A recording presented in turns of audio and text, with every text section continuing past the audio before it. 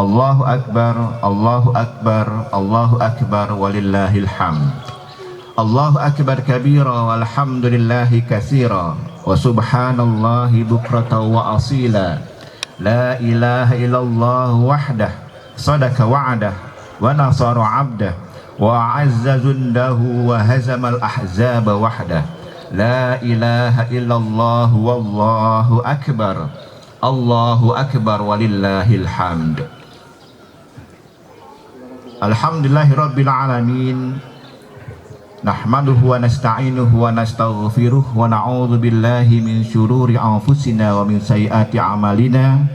May yahdihillahu fala mudilla lahu wa may yudlil fala hadiyalah. Wa nashhadu an la ilaha illallah wahdahu la syarika lah wa nashhadu anna Muhammadan 'abduhu wa rasuluh arsalahu Allahu ta'ala bil huda wa dinil haqq liyuzhirahu 'ala ad-dini kulli wa kafa billahi syahida. Fa sallallahu alaihi wa sallama tasliman katsira, amma ba'd. Fa ya ayyuhal muslimun usikum wa iyaya bitaqwallah faqad fazal muttaqun. Faqad qala Allah ta'ala fi kitabihil karim, a'udzu billahi minasyaitonir rajim, bismillahirrahmanirrahim. Ya ayyuhalladzina amanu taqullaha haqqa tuqatih wa la tamutunna illa wa antum muslimun. Ma'asyiral muslimin, jamaah Idul Adha yang dirahmati Allah, syukur alhamdulillah sampai saat ini Allah masih memberikan kita banyak nikmat, terutama nikmat iman, nikmat Islam, dan nikmat sehat, sehingga kita pada pagi yang mulia ini dapat berkumpul di tempat ini guna merayakan Idul Adha atau Hari Raya Kurban. Salawat dan salam senantiasa tercurahkan kepada junjungan kita Nabi besar Muhammad sallallahu alaihi wasallam beserta keluarga dan para sahabatnya, dan semoga kita kelak di yaumil qiyamah mendapatkan syafaatnya. Amin ya rabbal alamin. Allahu akbar, Allahu akbar, Allahu akbar, walillahil hamd. Ma'asyiral muslimin rahimakumullah, pada pagi hari ini kita berkumpul guna mengingat sejarah dua orang termulia di dunia ini, yaitu Nabi Ibrahim alaihissalam dan Nabi Ismail alaihissalam. Kita semua sudah pernah mendengar ceritanya bagaimana Ibrahim alaihissalam setelah sekian puluh tahun berumah tangga tapi tidak dikaruniai anak oleh Allah. Dalam satu riwayat, kemudian Nabi Ibrahim bermohon kepada Allah dengan doanya, Rabbi habli minas salihin, ya Allah karuniakan kepadaku anak yang soleh. Kemudian ya jemaah sekalian, singkat cerita, Allah SWT memberikan kabar gembira kepadanya dengan fabasyarnahu bighulamin halim. Kemudian Allah memberikan kabar gembira kepada Ibrahim dengan memberinya anak, yaitu anak yang halim dalam bahasa Al-Quran. Halim itu orang yang menyejukkan hati, yang sabar, yang qurrata a'yun, yang peduli sosial. Nabi Ibrahim tidak berdoa kepada Allah, ya Allah karuniakan padaku anak yang ganteng, anak yang kaya, anak yang pintar. Tidak, jemaah sekalian. Tapi Ibrahim berdoa pada Allah, Rabbi habli minas salihin, ya Allah karuniakan padaku anak yang soleh. Begitu banyak anak yang pintar, anak yang kaya, tapi membuat orang tuanya resah, membuat orang tuanya gundah. Inilah dalam ajaran Islam, bahwa Islam mengajarkan pada kita, mungkin untuk mereka yang baru berumah tangga, pengantin muda, berdoalah kepada Allah, Rabbi habli minas salihin, ya Allah karuniakan pada kami, padaku anak yang soleh. Atau dalam doa yang diajarkan dalam Al-Quran, Rabbana hablana min azwajina wa dzurriyyatina qurrata a'yun, ya Allah berikan pada kami anak yang qurrata a'yun, yang sejuk, indah dipandang mata. Jadi walaupun mungkin anak kita tidak terlalu pintar-pintar amat, tidak terlalu ganteng atau cantik amat, tapi dia menyejukkan hati kita, yang nantinya menjadi investasi pahala kita kelak di akhirat nanti. Jemaah sekalian rahmati Allah, singkat cerita, ketika Ismail sudah beranjak dewasa, banyak ulama yang mengatakan usianya sekitar 7 atau 9 tahun, tiba-tiba Allah memerintahkan Ibrahim saat itu untuk menyembelih anaknya. Ibrahim yang sekian puluh tahun tidak dikaruniai anak, sedang asik-asiknya dengan anak, tapi kemudian Allah memerintahkannya untuk menyembelihnya. Ibrahim, jemaah sekalian, ketika ingin menyembelih anaknya Ismail, tidak ditaktor, tidak langsung mengikat kemudian dipotong, tidak. Di sini, di dalam ayat ini Allah menjelaskan atau mengajarkan kita agar antara anak dan orang tua itu ada dialog, walaupun sekalipun itu adalah perintah Allah. Ketika Ibrahim diperintahkan Allah, Nabi Ibrahim memanggil anaknya, kemudian dia berkata, "Ya bunayya," wahai anakku. Bunayya ini dalam bahasa Arab ungkapan kasih sayang kepada anak. "Ya bunayya," wahai anakku sayang, "an inni arafil manam anni albahuka." Semalam ayah bermimpi diperintah oleh Allah untuk menyembelihmu. Perhatikan ayat berikutnya, "Fanzur madza tara." Apa pendapatmu wahai anakku? Apa pendapatmu wahai anakku?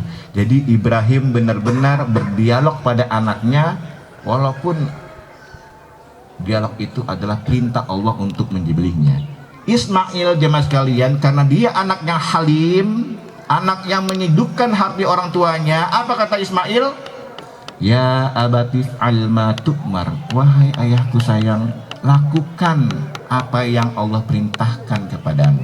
Satajiduni insyaallah minas sabirin, insyaallah engkau akan mendapatiku dalam keadaan orang yang sabar. Nah jemaah sekalian, apa yang disampaikan oleh Ismail kepada Ibrahim ini tidak mungkin bisa dilakukan kalau Ismail bukan anak yang halim. Kalau zaman sekarang, jemaah sekalian, ketika ada anak diperintah untuk dipotong oleh Allah oleh orang tuanya, apa yang dilakukan oleh anaknya? Minimal kabur dia. Tapi Ismail karena dia anak yang halim, anak yang menyejukkan hati orang tuanya, maka jawaban dia adalah, "Wahai ayahku, jika itu memang perintah Allah, lakukan." Artinya apa? Di dalam keluarga kita ini harus ada dialog antara orang tua dan anak. Di zaman sekarang ini orang tua itu umumnya, kalau kita lihat di sinetron, nonton di sinetron itu diktator. Ada anak yang tidak mau kuliah di universitas pilihan ayahnya, tidak mau ayahnya membiayai. Ada anak yang memilih jodohnya A, baik jodohnya, orangnya baik, tapi karena orang tuanya tidak setuju, akhirnya ditolak orang tuanya, diktator. Dalam ayat ini Allah mengajarkan umatnya, hambanya, untuk ada dialog antara orang tua dan anak. Orang tua harus membimbing, mengasuh, atau mendidik anaknya menjadi anak yang soleh, sehingga anaknya pun mendukung orang tuanya dalam menjalankan perintah Allah. Jemaah sekalian rahmati Allah, banyak orang yang bangga melihat anaknya pintar, anaknya kaya, tapi kemudian di hari tuanya anaknya justru membuat orang tuanya gundah. Anak itu investasi akhirat kita, jemaah sekalian.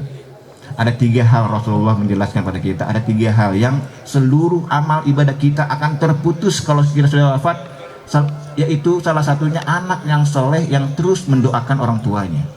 Bayangkan jemaah sekalian, ketika kita sudah tua renta, sudah berada dalam kubur, tapi tidak ada anak yang mendoakan kita, bagaimana perasaan kita itu?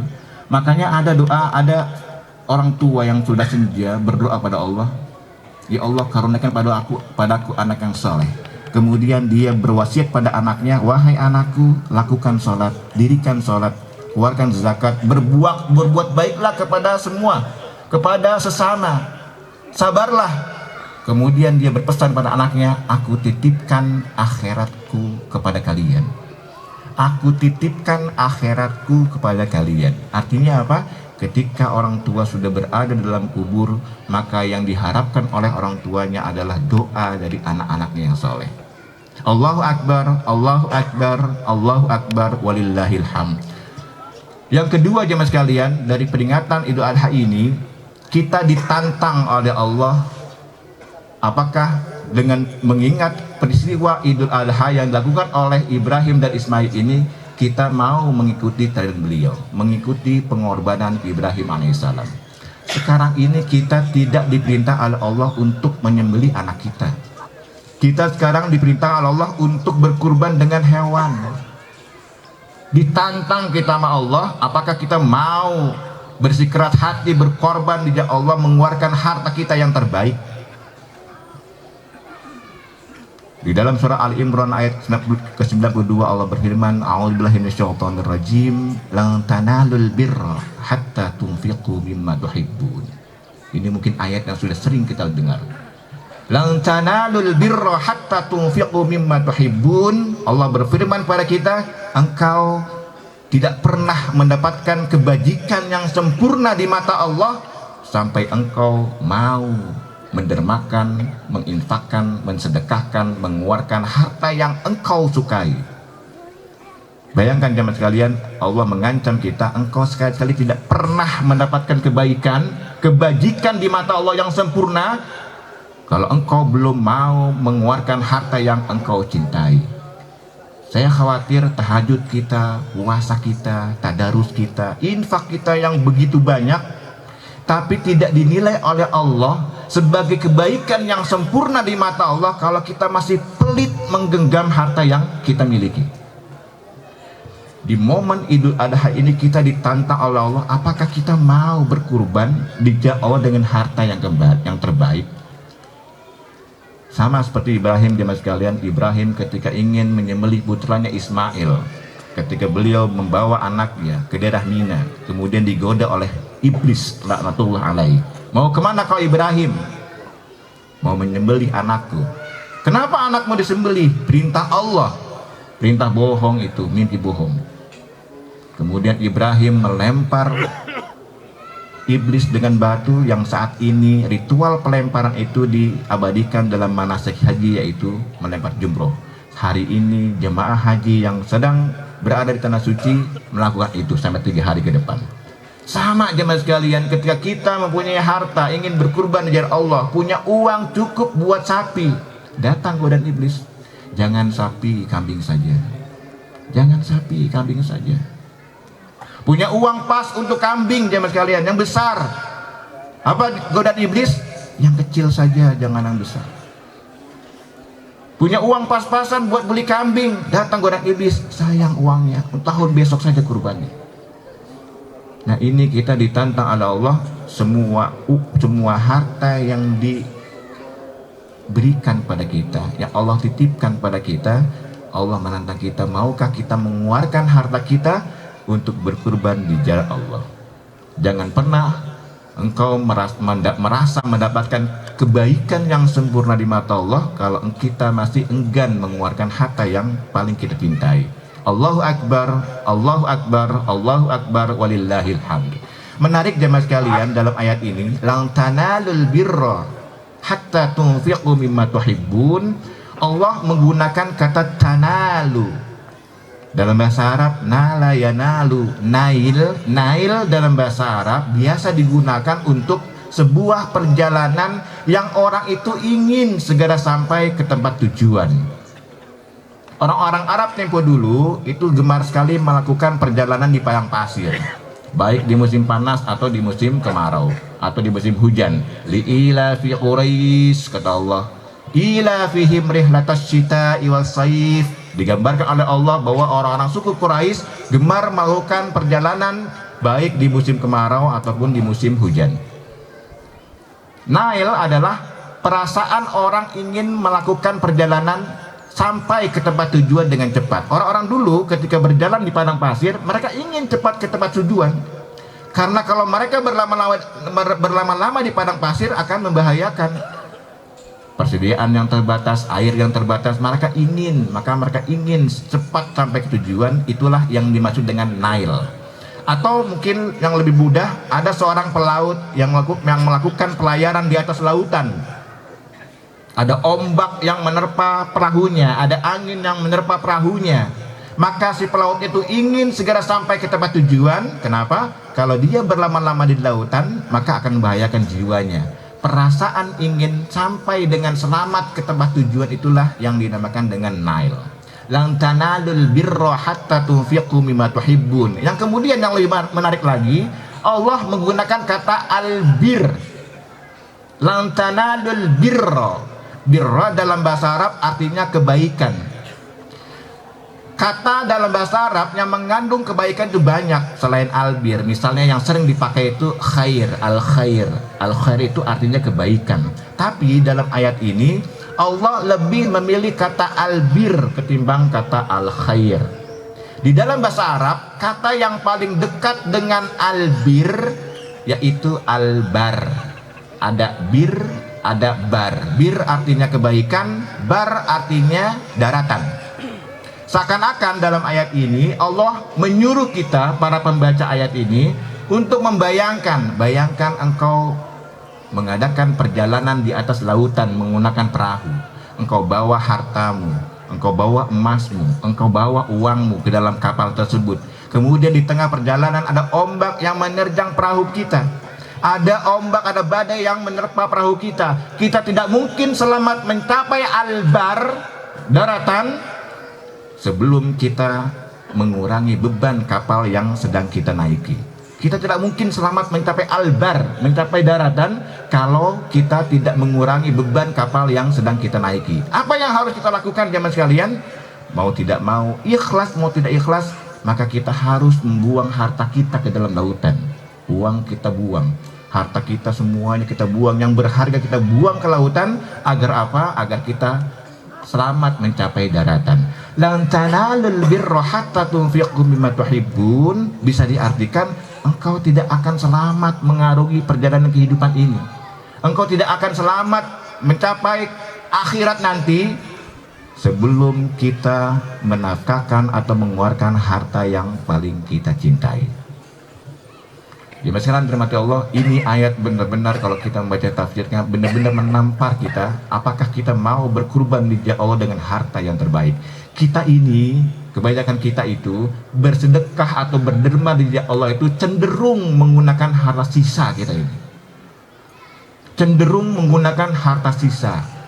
Beli di supermarket, ada kembalian receh, masukkan kotak amal, sisa.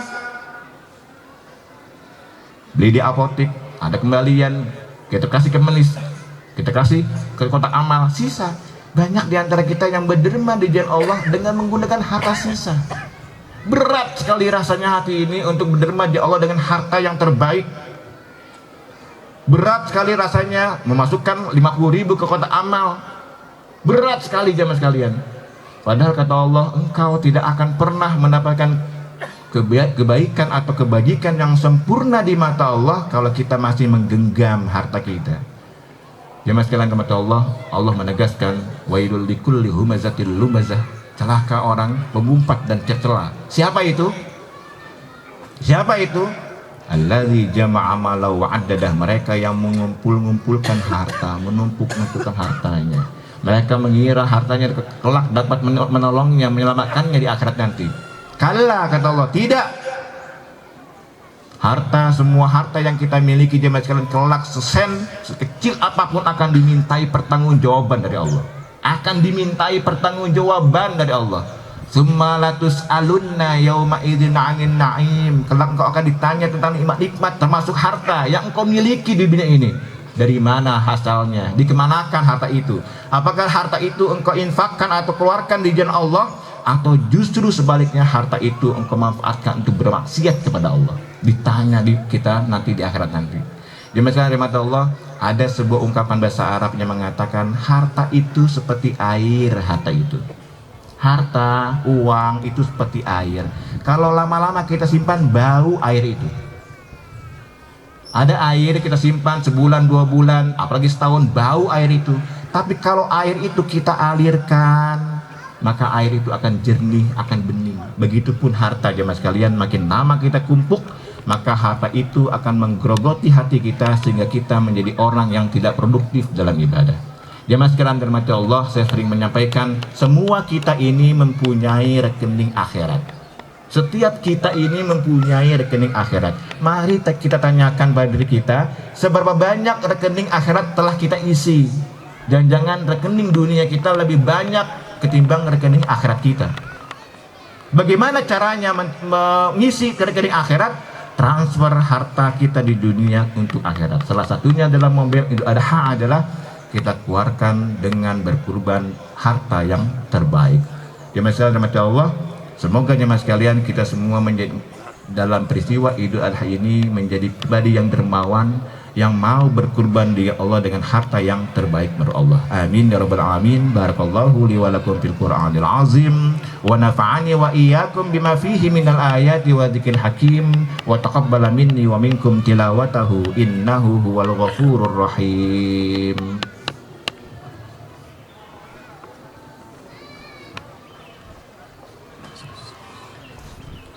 Innal hamdalillah nahmaduhu wa nasta'inuhu wa nastaghfiruh wa na'udzu billahi min syururi anfusina wa min sayyiati a'malina may yahdihillahu fala mudhillalah wa may yudlil fala hadiyalah wa nashhadu an la ilaha illallah wahdahu la syarikalah wa nashhadu anna Muhammadan abduhu wa rasuluh la nabiyya ba'dah. Allahumma salli wa sallim ala sayyidina Muhammadin wa ala alihi wa sahbihi ajma'in wa man tabi'ahu bi ihsan ila yaumiddin. Ma'asyiral muslimin rahimakumullah, di khutbah yang kedua ini mari sama-sama kita berdoa pada Allah. Kita doakan orang tua kita yang telah wafat, semoga Allah mengampuni dosanya, melapangkan kuburnya, dan semoga kita kelak pada waktunya nanti diwafatkan oleh Allah dalam keadaan husnul khatimah. Semoga saudara-saudara kita yang saat ini sedang sakit, kita doakan semoga Allah mengangkat penyakitnya sehingga dapat berkumpul lagi dengan kita. A'udzubillahi minasyaitonir rajim. Bismillahirrahmanirrahim. Allahumma shalli ala Muhammad wa ala ali Muhammad wa sallim wa radallahu ta'ala an kulli sahabati Rasulillah ajma'in walhamdulillahirabbil alamin. Ya Allah, ya Tuhan kami, pada hari ini kami berkumpul merayakan hari yang Engkau agungkan, hari yang sangat bersejarah dalam kehidupan umat manusia, khususnya manusia yang mengakui keberadaan dan kemahabesaran-Mu. Oleh karena itu ya Allah, kami bermohon kepadamu kiranya senantiasa berkenan melimpahkan rahmat dan kasih sayang-Mu kepada kami, sehingga kami mampu menjalankan semua yang Engkau perintahkan dan meninggalkan semua yang Engkau larang. Ya Allah, ya Tuhan kami, karuniakan kepada kami rezeki yang berkah lagi halal, serta hati yang ikhlas untuk senantiasa rela berkorban dan memenuhi panggilan-Mu. Rabbana hab lana min azwajina wa dzurriyyatina qurrata a'yun waj'alna lil muttaqina imama. Allahumma arinal haqqa haqqan warzuqna ittiba'ah wa arinal batila batila warzuqna ijtinabah. Allahumma ighfir lahum warhamhum wa'afihim wa'fu anhum. Allahumma ij'al qabrahum rawdatan min riyadil jinan wa la taj'al qabrahum hufratan min hufarin niran. Allahumma rabban nas azhibil ba'as isbi anta syafi la shifaa illa shifaa'uka shifaa'an la yughadiru saqama. Rabbana atina fid dunya hasanah wa fil akhirati hasanah wa qina adzabannar walhamdulillahirabbil alamin. Ibadallah, innallaha ya'muru bil 'adli wa ihsan wa ita'i dzil qurba wa yanha 'anil fahsya'i wal munkari wal baghi ya'idzukum la'allakum tadhakkarun wa la dzikrullahi akbar wallahu ya'lamu ma tasna'un. Diberitahukan kepada jamaah yang membawa alas koran, kami mohon untuk dikumpulkan di samping kanan kiri dari safnya. Sekali kepada jamaah kami mohon untuk merapikan kembali koran-koran yang telah dibawa untuk dirapikan dan diletakkan di samping kanan atau samping kiri dari saf jamaah sekalian. Sekali lagi kami mohon kepada jamaah yang membawa alas koran untuk merapikan kembali dan meletakkannya di kanan kiri saf yang ada di jamaah. Koran tersebut akan kami pergunakan sebagai alas untuk korban nanti. Terima kasih. Assalamualaikum warahmatullahi wabarakatuh. Sekali lagi bagi jamaah yang kehilangan kunci rumah, kunci tersebut ada di Bapak Muradi di depan SD Batan Indah. Sekali lagi kepada jamaah yang tertinggal anak kunci